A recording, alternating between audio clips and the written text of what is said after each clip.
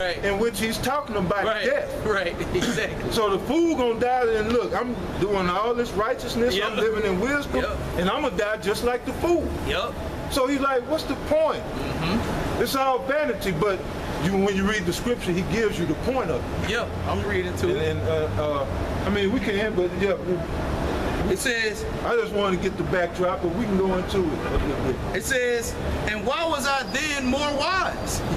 Right. So why don't I just go out here and sag my pants, be a thug nigga, turn my hat back, and mac hoes.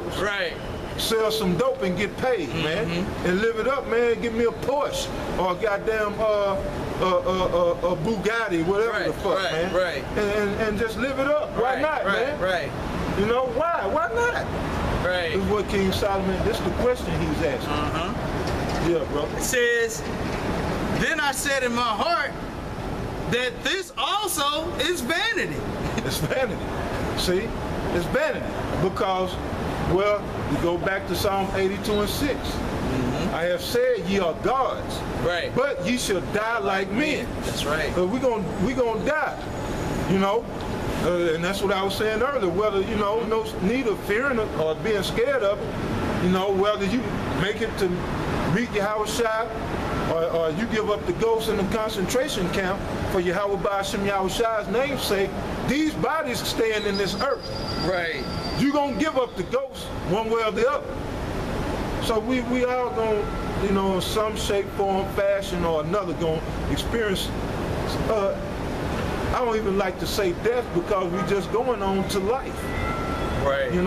All we doing is going on to life. But right here, King Solomon is talking about the death of the body. It says, Then I said in my heart that this also is vanity, for there is no remembrance of the wise more than the fool forever, seeing that which is now in the days to come shall be forgotten, and how dieth the wise man as the fool. And this is the point, verse 17. It says, therefore I hated life, because the work that was wrought under the sun is grievous unto me, for all is vanity and vexation of spirit. Beautiful. And that broke it down right there. He said he hated life. Because he was wise. In his wisdom.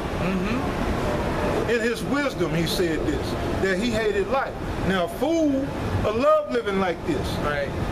A fool will love nothing more, man, than to sit down to a fried pork chop sandwich. Put some hot sauce on that bad boy, maybe a little ketchup, tear the bone out, you got just meat and 2 pieces of white bread. And make him some red Kool-Aid. Some Lay's potato chips. He in hog heaven, watching the goddamn football game, drinking a beer. He's in hog heaven. So, hey, read that part where King Solomon said he hated life. It's Ecclesiastes, Salakia, chapter 2, verse 17. It says, therefore I hated life, because the work that is wrought under the sun is grievous unto me. It's grievous. King Solomon said, therefore he hated life. Because you work and work and work. Like when you go into that whole book, it's dealing with balance. And that's what you have to understand. So King Solomon was saying, read it one more time. Sure. It says, therefore I hated life, because the work that is wrought under the sun is grievous unto me. The work is grievous. So, like I said, when you read all the, that chapter before and the chapter after, King Solomon said that, basically, to use King Solomon, he did all that work and built up that great kingdom, and then what's going to happen? He's going to die and leave it to, one who's or leave it to somebody else, which his son, because of King Solomon's sin, which was building pagan temples in the land. When he left the kingdom to his son, the kingdom was rent in 2. It went, you know, it became a north and a south kingdom.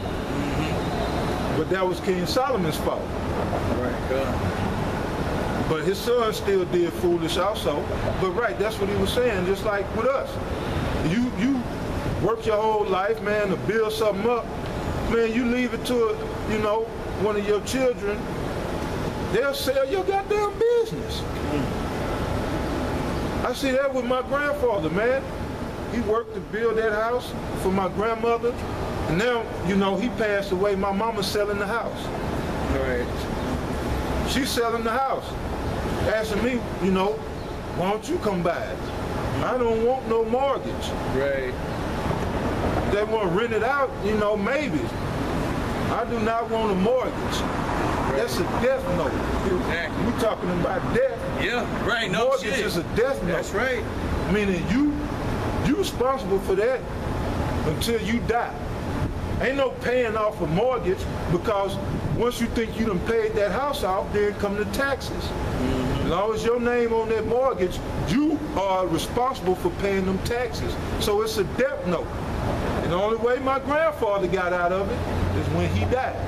Right. So now, you know, that's what King Solomon is saying. But at the end of the day, he said that's why, you know, I also seen that, you know, he basically he goes into balance. Right. Without getting into it, right. Balance is what gives life substance.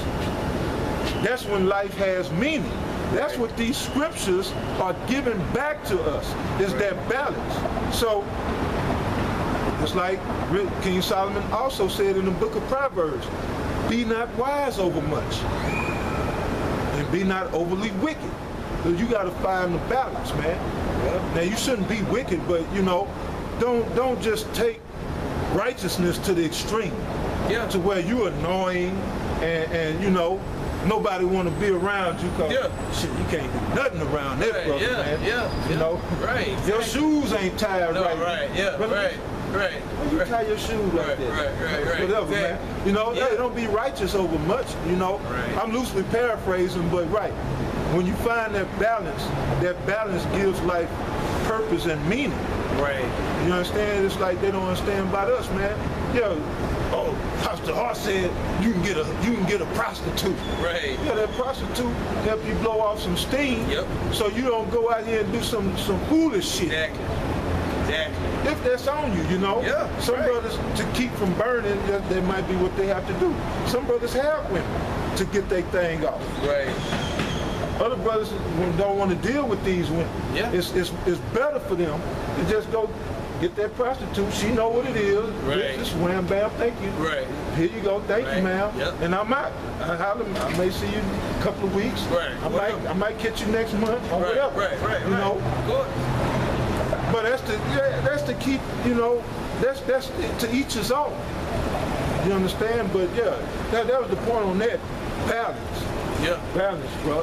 God, that was the point. I mean, if you ain't got no last words, we're gonna wrap it up and get out of here, man. No, I mean, hey, everything we talked about. Us on out of here. Okay, Con. Everything we talked about today, man, through the spirit and power of Yahweh Shemel Shai, is about life, man.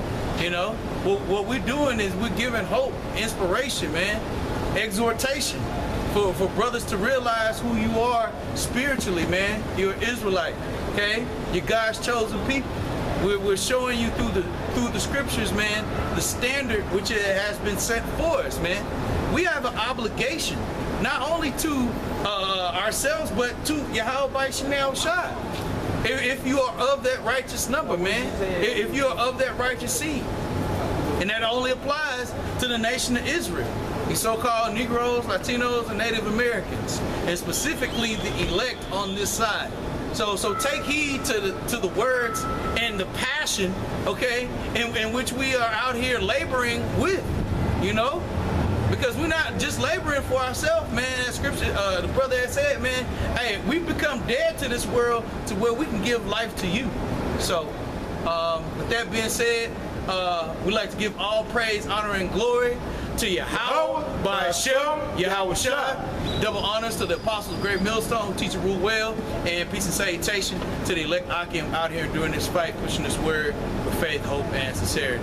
Shalom.